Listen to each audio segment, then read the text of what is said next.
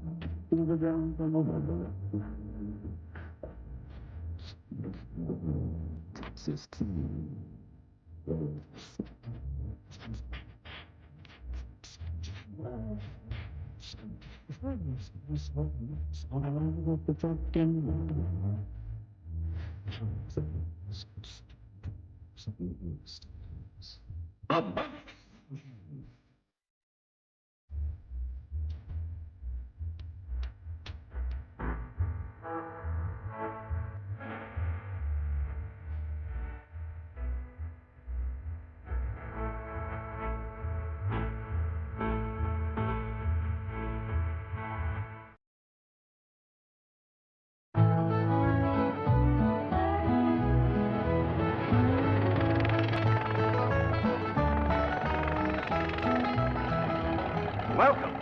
Welcome. Howdy. Well, now, ain't that handy?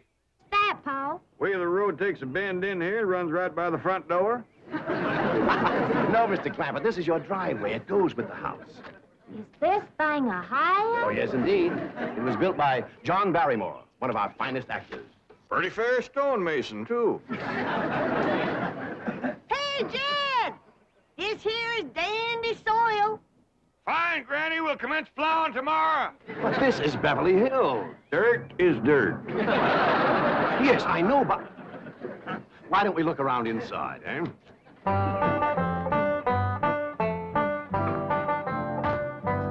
Well, here we are. I hope you're going to like this place I picked out for you. It may be a trifle larger than what you're used to, but I feel a man with $25 million in my bank should live in a manner that... Come in, this is your home.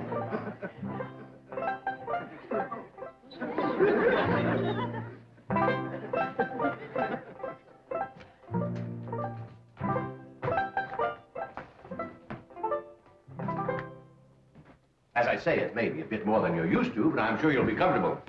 Now, my secretary will be over right away to help you with the hiring of servants or whatever problems you may have. She's a very efficient girl, Miss Hathaway. Jed?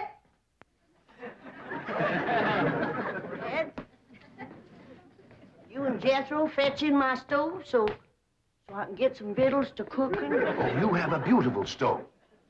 Thank you. Fetch it in, Jed. You scare up some wood, Ellie. No, I mean you have a stove already installed in the kitchen. Where's that? I'll show you. Excuse us. Ellie, you go with Granny. She'll still need you to fetch some wood. Sure, Paul. Uncle Jed, guess what? There's a whole nother house up here. Guess we'll come down from there. Like as not, that belongs to somebody else. George. This is your kitchen. Oh, and here's the stove. The last word in food preparation. And speaking of food, you'll find everything you could possibly want stored right in here. See?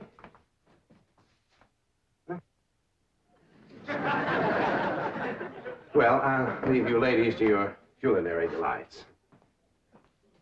Au revoir. Bon appetit. Talks gibberish. You seem to set a great deal of store in this here stove, Granny. Well, we'll see.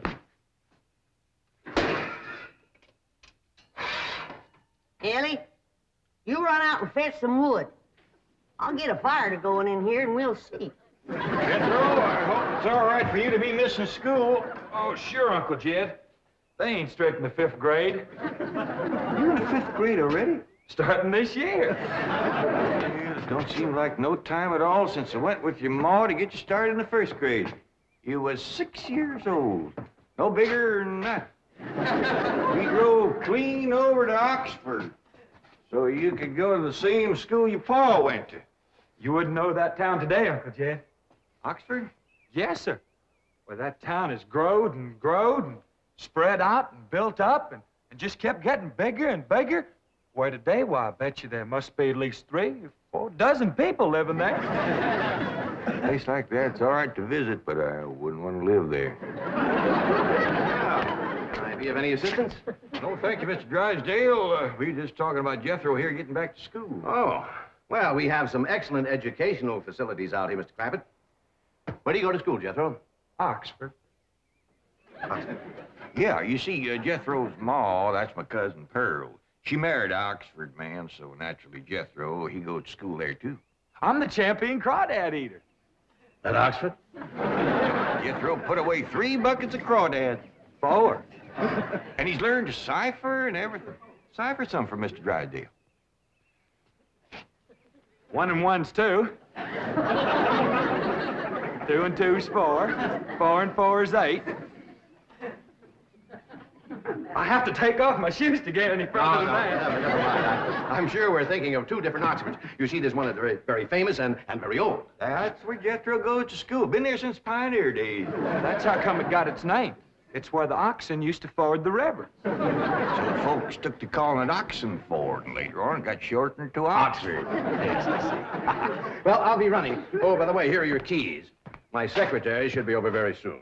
Well, thank you very much, Mr. Drysdale, for everything you've been doing for us. Oh, it's my pleasure, Mr. Clampett. You see, I'm not only your banker, I'm your next-door neighbor. Well, say, now ain't that nice? Well, now, why don't you bring your missus over tonight for supper, and I'll have Granny womp up a mess of grits and hog jowl. Well, you see, right now my wife is in Boston. Well, that's too bad. When'll she be back? Not too soon, fortunately. I'll see you later. Hmm? Well, thank you, Mr. Drysdale. So long. Uncle Jed, you reckon one of these days I can have me a little bitty old taste of Granny's moonshine? Now, Jethro, you know the family rule about Granny's moonshine? You get your first taste on your wedding day and not before. Well, Uncle Jed, that might be an awful long time. I ain't even got me no sweetheart. How come? Why, back home, every time I get me a girl, one of them there big fellas would take her right away from me. Maybe out here in Beverly Hills. Paul, could I please have the axe? I gotta split some wood for Granny. Fetch it, Jethro. Ain't this place got a wood pile? Not that I could find. But I found a whole row of black old dead tree trunks, pretty near as high as this height. Are they kind of big for you to tackle? Well, shucks, no, Paul. They're only this big around, and all trimmed and topped and strung together with the black rope, so as no matter which one you cut, the others keep it from falling. Somebody had a right smart idea there. Just the same, I think I'd rather have Jethro do the cutting. Oh, Paul, let me. Cutting trees and chopping logs ain't no work for a girl. I'm just as strong as Jethro. You ain't neither. I am so. You ain't neither. I am so, too. You want to wrestle? Darn too. Now, here. That ain't no fair fight. Somebody's gonna get hurt. Now, yeah, you see? You're getting too rough. Jethro. A person can get crippled from a hole like that. Get up from there. I can't, Uncle Jed. You turn him loose and get up from there before I take a strap to the boot. Now, here, you get out there and chop down one of them tree trunks and saw Granny some nice logs. Yes, sir, Uncle Jed. Could have whooped you if you hadn't tripped me. Abby, come back here and sit down. I want to talk to you. Whooped him fair and square, and I'll do it again. You won't. That's what I want to talk to you about. Ellie Mae, you're getting too big to wrestle with boys. I ain't as big as Jethro. Big that way, I mean, growed up. You're a young lady now.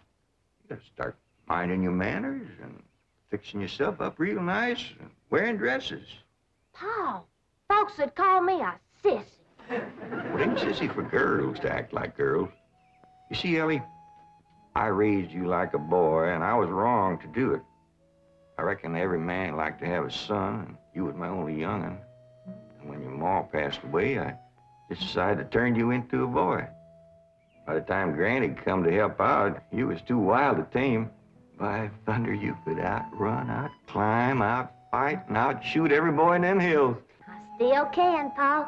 Yeah, but it ain't fitting. It ain't right for folks to go against nature. Now look at old Duke here. Reckon we could turn him into a cat. Course not. That's right. Because nature made him into a dog. Just the same way nature made you into a girl. Here lately, she's getting more and more positive about it. You mean my years is growing? No, nothing like that. You're pretty. Oh, Paul. I know you don't like it when I say that, but you like it when the young fellas around here come in saying it, and they will. Only they'll probably be using words, fancy words I won't even understand. But Ellie Mae, ain't nobody can ever tell you how pretty you really are except me. You're the living picture of your mom.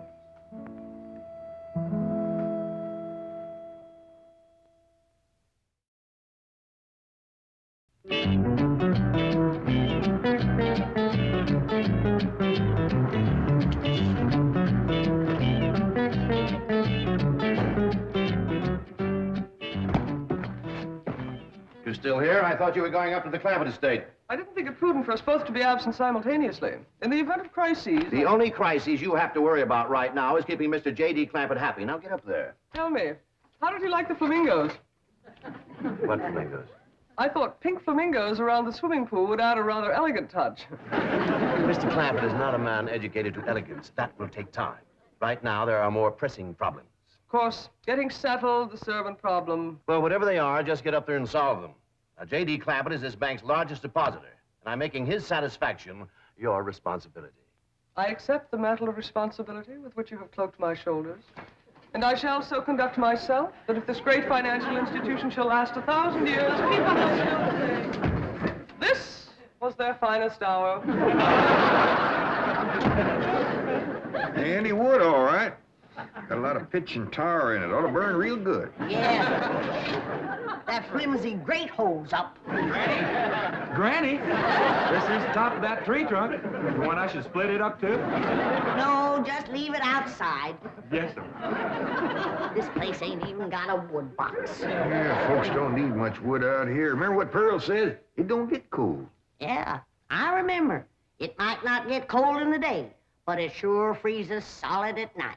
How you know? I show you how I know. Every bit of food in this here storage bin is froze harder than a rock. Yes. Look.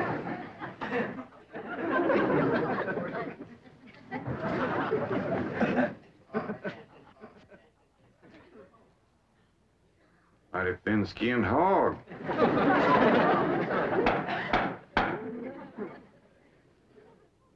But I'll be doggone. Take me 2 days to thaw out that ham before I can ever cook it.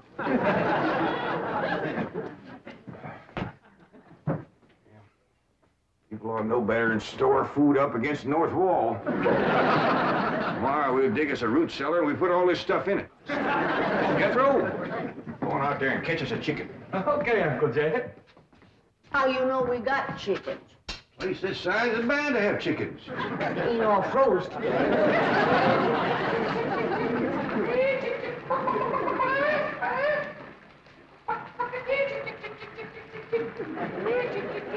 Chick, chick, chick, chick, chick, chick, chick.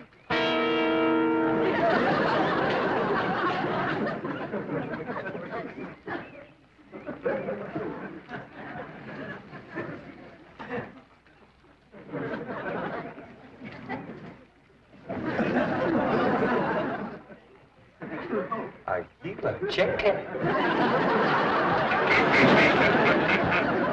Here's that bucket. You want it? You take it, Ellie. See if you can find a creek. I gotta have some water. You know a pump on this place? It ain't even got a well. Uncle Jed, Uncle Jed. Yeah, boy. Did you find a chicken? I found something. I ain't sure if it's a chicken, a goose, a duck, or what. Where is it? I couldn't catch it.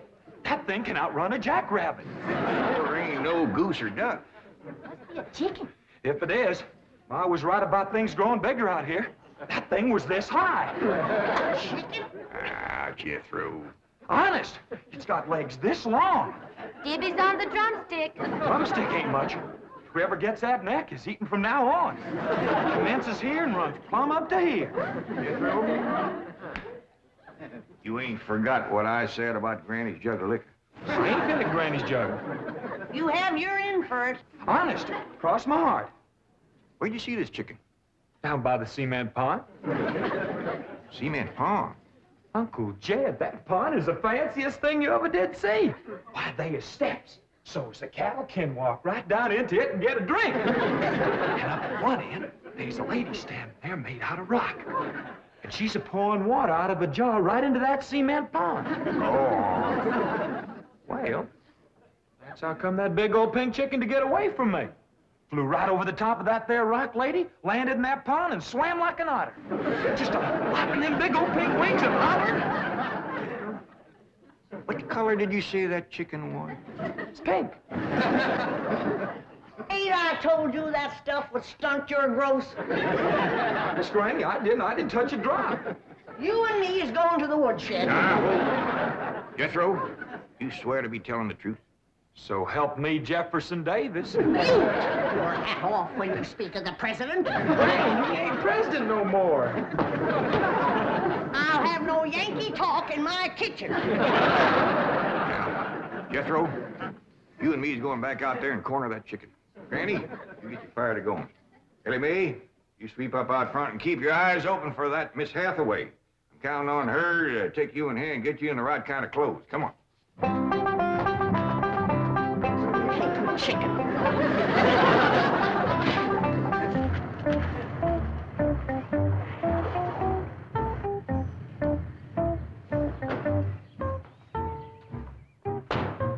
You there, young man. I ain't a young man, but I sure do thank you for thinking so. Good heavens, you're a girl. Yeah. I'm Jane Hathaway, executive secretary to Mr. Drysdale. And you, I take it, are a domestic of some sort? Cleaning girl, housemaid? Just what are your duties with Mr. Clampett? Well, he sent me out here to sweep up, but he said you'd take me in hand and get me in the right kind of clothes and everything. Indeed, I shall. We have a complete servant's wardrobe from chef to chauffeur. Come with me. What in the name of Thomas Chippendale is this? Has Mr. Clampett seen this disgraceful and unsightly mound of debris? Oh, yes, ma'am. This is all his.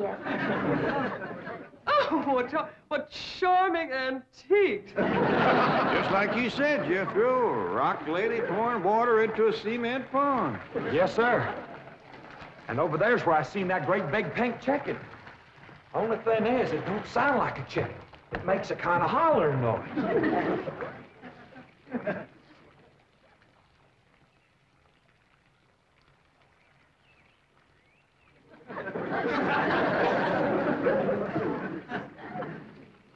Reckon you'd make a hollering noise, too, if you was to lay egg like that. Man, oh, man.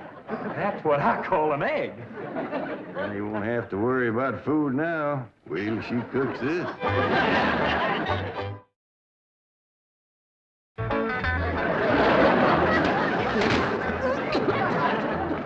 That blame city stove don't draw worth nothing. Hey, Granny, look at this egg. What's all the smoke? Stove don't work. Probably just a stuffed-up flue. Ain't got a flue, ain't even got a stovepipe. Well, I'll get the shovel and a hoe and rake it out of there. Here, you keep this egg.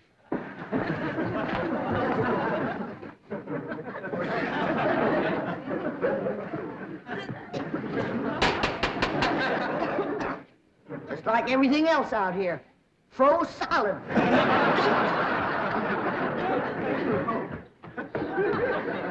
Really, my dear, you look quite charming. Well, I feel like a dead blamed fool. Oh. Just a moment. Yes, out now. I'll be right back. Oh, that was my Pa. I take it he's a gardener. Oh, yes, ma'am. Pa just can't wait to commence gardening. Apparently. However, as though I admire his enthusiasm, I must forbid him access through the main entrance. Now, tell me about the rest of the staff. Is there a chauffeur? A what? Someone who does the driving.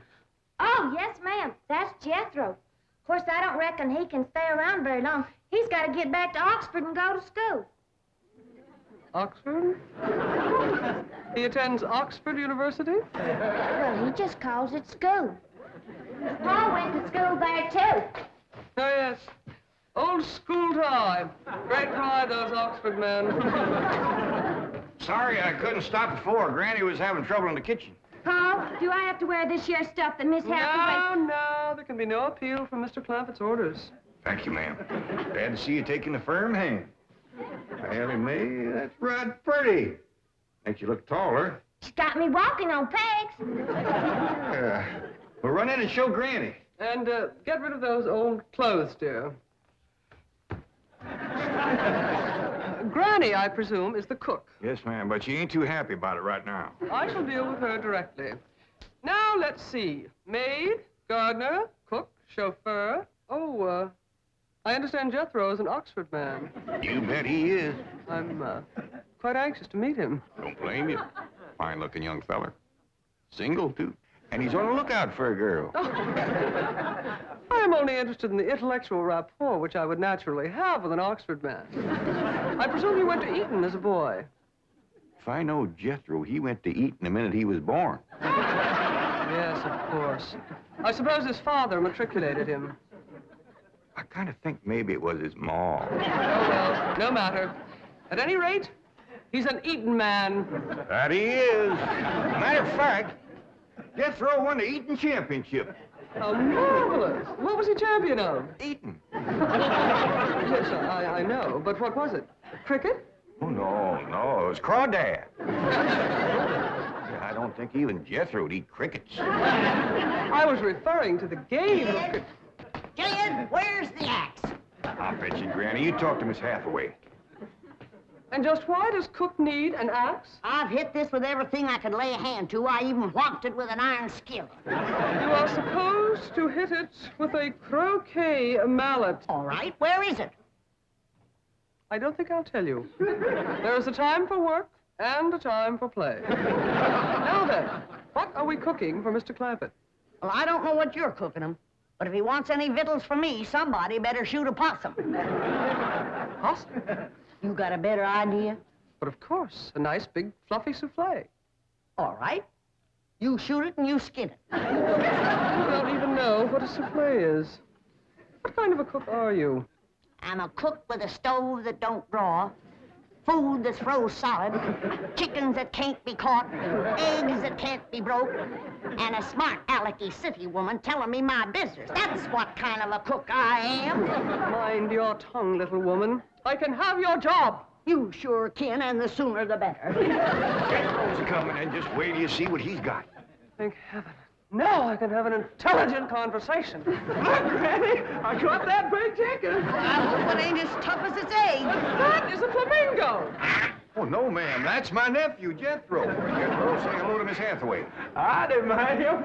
Ain't this the ding dangest chicken you ever did see? You go to school at Oxford? Yes, ma'am. I'm in the 5th grade. Stop bragging and wring that chicken's neck. Ellie Mae! No, stop, you barbarians! Don't harm one feather of that beautiful bird. I've taken just about as much as I'm going to take from you. Yeah, Granny. Ellie, you get the fire going under the big kettle outdoors. Young lady, where is your maid's uniform? I ain't going to work. Oh, yes, you are. No, I ain't. Oh, yes, you are if I must subdue you forcefully. I wouldn't try that. Tried to tell you. I'll set on her, Ellie. You get the fire to go. Now, here, Granny. Come on, let her up. Get off of her. You are discharged. All of you. Sacked. Fired. You are the most incompetent, insubordinate, belligerent group of domestics it has ever been my misfortune. Hathaway! Ah, Chief. You're just in time to help me take disciplinary action. You're fired. I've already told them. Not them, you. These people are the Clampetts. Clampett? Yes, that's right. Now go back to the office and pick up your severance pay. You are through. Now, Mr. Drysdale, hold on a spell. I reckon there's been a kind of a misunderstanding. But this little lady's been a right big help to us. Why, she fit in just like one of the family. Matter of fact, her and me is going out hunting. Ain't that right, Miss Hathaway? Yes, and... Yeah. Jethro, you can take that pink chicken back out to the cement pond. We're going out and shoot us a nice big fluffy souffle.